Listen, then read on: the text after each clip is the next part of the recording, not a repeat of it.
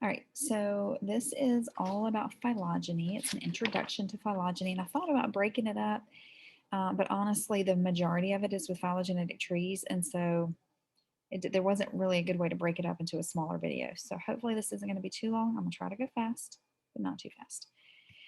So the first thing I'm going to do is share my screen and have, as y'all know, as I always do, 1,000 tabs open. All right, the first thing we want to look at is I can explain how taxonomic, let me zoom out of here a little bit and y'all need to see my face. Let me make that bigger. All right, so it says I can explain how taxonomic categories or taxons indicate relatedness.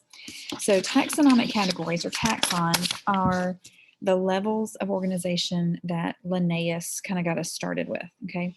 And so we know that they are domain, kingdom, phylum, class, order, family, genus, species, okay? Or kingdom, phylum, class, order, family, genus, species. Once you say it enough times, you get used to saying it. And what we know is that this is the biggest taxa. So all animals are in the animal kingdom. This is actually the biggest. I shouldn't say that. This is the biggest. All eukaryotes. So this would be your protists, fungi, plants, and animals, okay? Then you're going to get a little smaller here because you're looking at just animals. Then you're going to get a little smaller because you're looking at just chordates, okay? Then you're going to get a little smaller here because you're looking at just mammals. And so you're going to keep getting smaller and smaller until you're down to the species. So when we look at Homo sapiens, only the current humans on Earth are considered Homo sapiens, not the Neanderthals, I don't think they were Homo sapiens, there were even others in the genus that we're in, the Homo genus, but they were not sapiens, so they were a different species. All right, but what we see is so far everybody's the same. Same kingdom, same phylum, we're all mammals, okay? But then you notice there's a change, okay? So this is where humans break off, okay? So we're the same up to there. We are primates. These guys are diprotodontia, maybe, which I did look it up to see what it means. It means 2 forward teeth. So odon means teeth, like you go to the orthodontist. Proto, I guess, means front. Di means 2. So 2 front teeth. 2 forward front teeth, like a bunny rabbit. Anyway, so they're both in that order. They are then in different families. This actually means pocket bear because they have our pouched bear. And this, I'm guessing, means Bigfoot, big pod for foot. I don't know. I didn't look that one up. But anyway, so your koala, so these guys then split here. So what we know is that koalas and quokkas are more closely related than either is to the human because they share more taxa. Okay, they go down to order, whereas humans break off after class. So that's how you can use the taxa to determine how related something is. The further down into the, towards species they go, the more closely related they're going to be. Okay. The next one says, I can define a phylogenetic tree or cladogram. All right, a phylogenetic tree is going to, they're not exactly interchangeable, but for our purposes, they are. Okay. So just know that in AP Bio, we're going to use the terms interchangeably. There are slight differences. Some scientists say there aren't, but a lot of scientists say there are. And so the difference that we're going to notice is in structure. So this is a phylogenetic tree. So it's more, and it can be horizontal too. It doesn't have to be vertical, but it has this branching off like that. And this is a cladogram. Cladograms are more diagonal. So for our purposes, that's the main difference. But you can use them interchangeably. So if I ever say, draw me a phylogenetic tree, and you draw a cladogram, that is perfectly fine. All right, I can analyze a phylogenetic tree or cladogram to determine relatedness. So what we go with for relatedness with these is the more recently they have a common ancestor, the more closely related they are. So if you look at this, the rat and the gorilla are the closest related to each other because they have the most recent common ancestor here at G. The alligator and the robin are more closely related to each other than either are to anything else because they share the common ancestor at F. Questions you might have are, is the alligator more closely related to the lizard or the frog? Okay, and you're thinking, well, it's got to be the lizard because he's right next door. It actually is the lizard, but not because he's right next door. It's the lizard because they share a more recent common ancestor, E. than the alligator shares with the frog, which is C. So if you're looking at this as time, E happened after C. This branching happened after this branching. And so we know that the lizard and the alligator is more closely related to the lizard because they branched off from each other more recently than the lizard or the alligator broke off from the frog. Okay. I could also say, is the rat more closely related to the alligator or the lizard? Well, or the robin, any of those. If we look at the rat and its common ancestor with the alligator, that's D. If we look at the rat and its common ancestor with the lizard, also D. So in that case, and the robin, also D, that case they would all be equally related to the rat because they have the same common ancestor. All right, I can analyze a phylogenetic tree. Oh, I did want to show you a cladogram. So here's a cladogram. Again, the ones that share the more recent common ancestor are more closely related. So the bear and the chimpanzee would be the most closely related because they share this common ancestor. If I ask you who is more closely related to the bear, the lizard or the newt, you would go back and look at common ancestors. Here's the lizard and bear common ancestor. Here's the bear and newt common ancestor. So it is more closely related to the lizard because they share a more recent common ancestor than the bear and the newt. All right. I can analyze a phylogenetic tree or cladogram to determine derived traits. Derived traits are traits that were not found in the ancestor, but they are found in the descendant. There's a bunch of derived traits on here. And depending on which common ancestor you're talking about, some traits could be either. So if you're talking about ancestor A or even B, let's go with B, then the ancestral trait, I'll go ahead and do ancestral and derived together. So that's the next I can statement. I can analyze a phylogenetic tree or cladogram to determine ancestral traits. If we're looking at B as our common ancestor, jaws would be an ancestral trait because the ancestor has it as well as all of the descendants. Okay, not the hagfish because that's not a descendant of B, but the salmon, frog, lizard, alligator, robin, rat, and gorilla. Okay, so that would be considered an ancestral trait. Then all of these others would be derived traits: lungs, forelimbs, claws or nails, keratinous scales, fur and mammary glands, gizzards and feathers. Those would all be derived traits because they're newer. If, however, I'm looking at common ancestor D, then the claws or nails would be ancestral because the ancestor and all of its offspring have it. But the others that came after D would be derived. Okay, so you really have to know what the question's asking and who are they pointing to as the ancestor to know if it's ancestral or derived. If they don't say, then you generally go with the first as the ancestral and everything else is derived. But for the AP exam, they're probably, if they have a question on this, they're going to say. So now let's look at the cladogram. Okay, so ancestral trait would be this vertebra, right? Backbone, because the ancestor and all of the kiddos have it, all of the offspring, all of the descendants. Whereas the mammal, the amnion, which is a type of egg, would be a derived trait because it comes later, unless you're talking about this as the ancestor. So for the most part, first one is the ancestral, the rest are derived, unless it specifically says, looking at the common tetrapod ancestor, what is the ancestral trait? And you would say 4 legs, because that's what tetrapod means, because they're using this as the ancestor. And so the ancestral trait is the trait that the ancestor and all of its descendants have. A derived trait is any trait that arose after the ancestor, but before the others. Okay. The next one says, I can analyze a phylogenetic tree or cladogram to determine speciation events. And so what you need to know is, where did speciation occur? On a phylogenetic tree, it's everywhere there's a branching. So right here, where this line branches up and down, right here, where this line that has jaws on it branches up and down, this line then branches up and down. So all of these points, and we call these a branch point or a node, N-O-D-E, those are all speciation events, and they've lettered those here, A, B, C, D, E, F, G. So all of those letters are speciation events. It's where you had one species and then it broke into 2 or more species. On here, the speciation event is going to be where a line breaks off of the main line. So everywhere there's a gray circle here is a speciation event.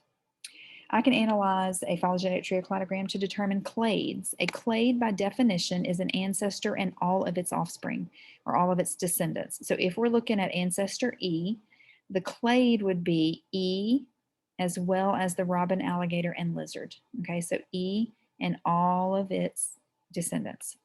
If we're talking about A, then we are actually talking about this whole thing as the clade, but usually you don't look at the whole tree as a clade. They're wanting to know, who's the clade for C? Well, C and then all of its descendants, which would be the frog down to the gorilla. Okay.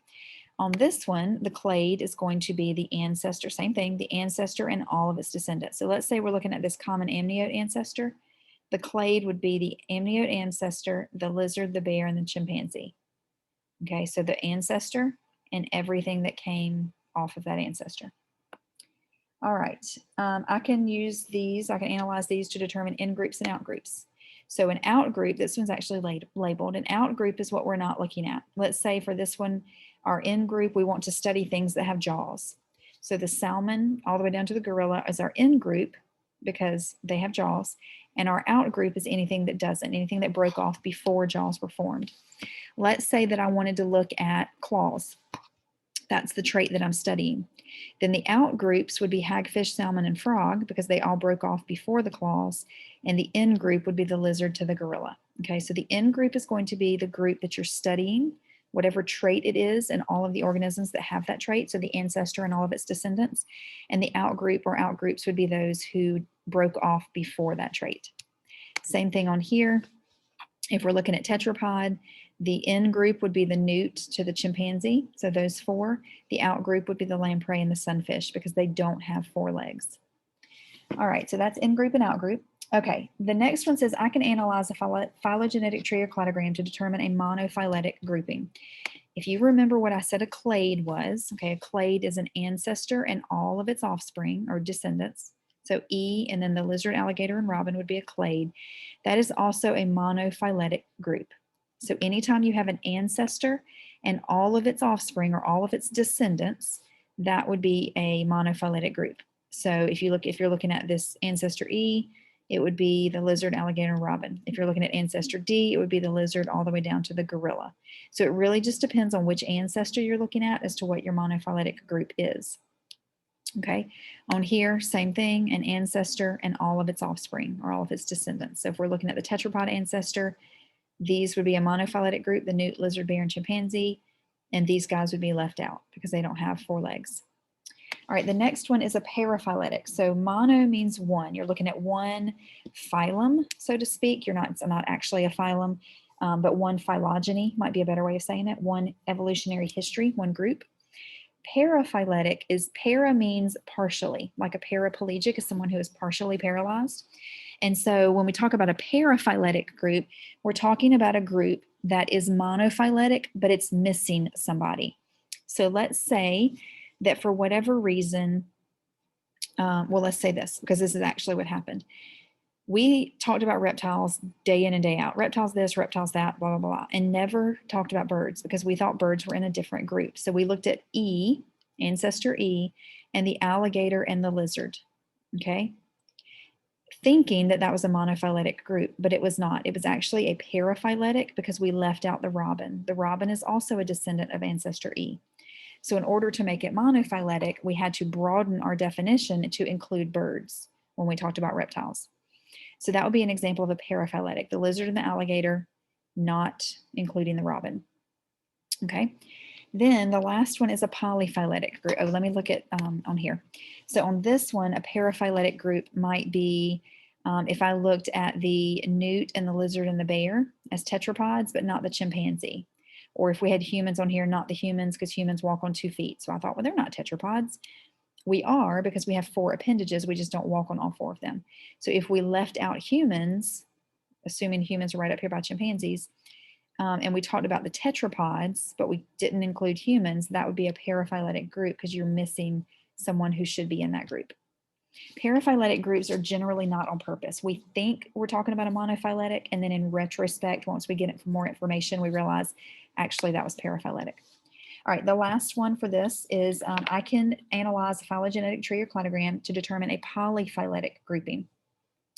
So a polyphyletic grouping is, maybe I want to talk about the hagfish, the salmon, and the frog, okay? Because they all have babies that live in water, right? The frog has tadpoles that looks like a fish, right? So they all have babies that live in water. So they must be really closely related because they all have babies that live in water and look like fish. And so I put them in a group together and say it's a monophyletic group. what I actually find out is it's not. It's 3 different branches. I know they do have a common ancestor. You could also say this could be a paraphyletic group because you're leaving out all these guys. But a polyphyletic group is where you're looking at multiple groups. A better example may be if we somehow grouped salmon and robins together. Okay, and so we have this branch and then a whole completely different branch, and we said they're related, but they're really not. We did this with algae. We said, oh, these are all algae. They must be really closely related. The brown algae, the red algae, and the green algae. And now we know that is not the case. Green algae are closely related to plants. Brown algae is closely related to diatoms and dinoflagellates, and red algae is more closely related to some different protists. And so they were actually on 3 different branches of the protist diagram, but we thought because they were all algae that they must be closely related. So again, polyphyletic is not generally something you do on purpose. It's more like, oopsie, looking backwards. Oh, I thought that was monophyletic, but it was actually polyphyletic. And so once we have more information, we stop talking about it as monophyletic and say, oh yeah, that was polyphyletic. And then we rearrange our thought pattern to make it monophyletic. For this one, oh gosh, let's say we're talking about the lamprey and the bear because they're kind of brown-ish. This is actually kind of pinkish brown, but anyway. And we say, oh, they must be closely related because they're both brown. No, they're not. They're not even remotely closely related. And so that would be a polyphyletic group because we're putting 2 things together that are on completely different branches.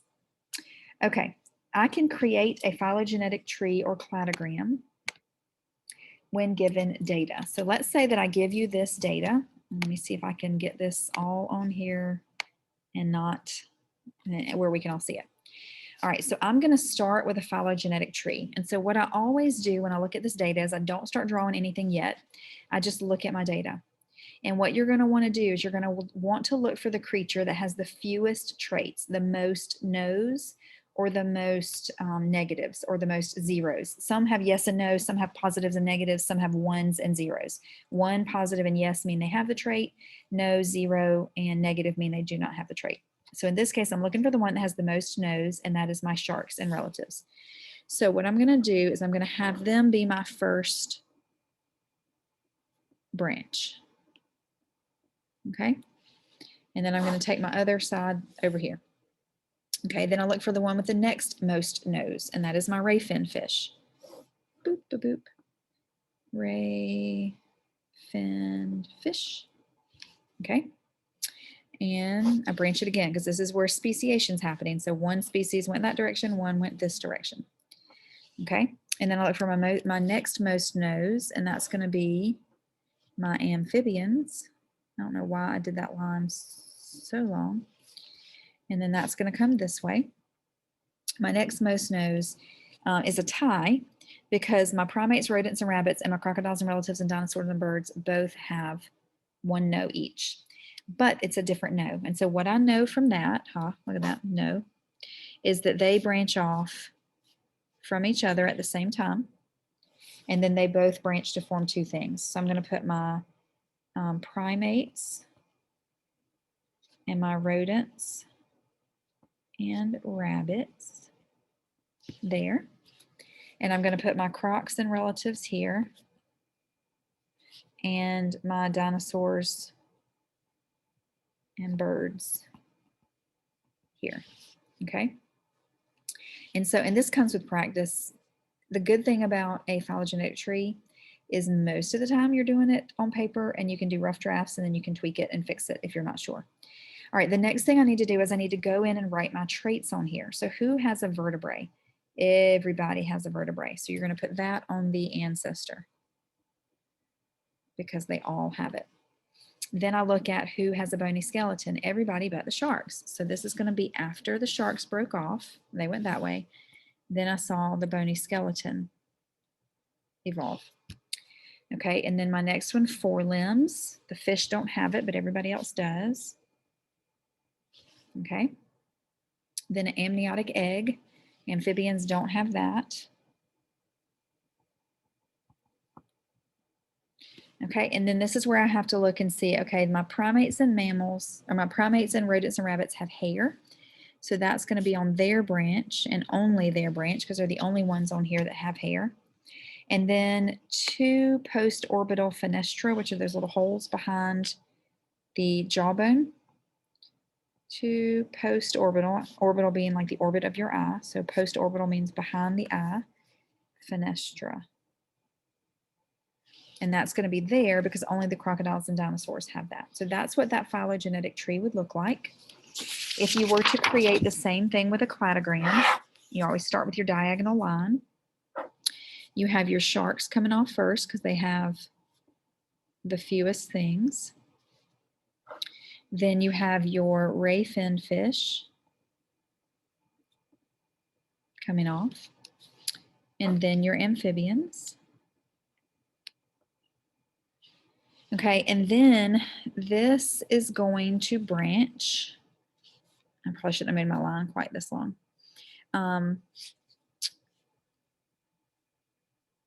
It's gonna, I'm trying to figure out how I want to do this. It's gonna branch here and here. And we don't really need that part of the line, okay? And so I'm gonna have my crocs and relatives there, my dinos and birds, my primates, I'm running out of room, and my rodents and rabbits there. Okay, so I always do the creatures first and I go back and do the traits later. All right, so everybody has a vertebra, so that's going to go there. That's going to be my ancestral trait, vertebrate. Bony skeleton, sharks don't have it. They're cartilaginous. They are skeleton. So everybody after that has it. Everybody before does not. 4 limbs, that tetrapod nature. Amniotic egg. This is the 2 post-orbital fenestra, and this is hair, okay? And you can, like I said, you can ignore that piece right there. I got a little hasty in my line. And so whichever you prefer to make for AP Biology, you can make. So if you think this is easier, go for that. If you think this one's easier, go for that. If you think they're relatively easy, flip a coin. Doesn't matter. All right. I can describe the type of evidence used to support phylogeny. And so when we talk about phylogeny, basically it's all the evidences that were used to support evolution. So the fossil record, direct observations, biogeography, embryological homology. I'm trying to find where it is in here. Not there. Anatomical homology and molecular. Now, molecular is always going to have the last word. I don't know where this is at.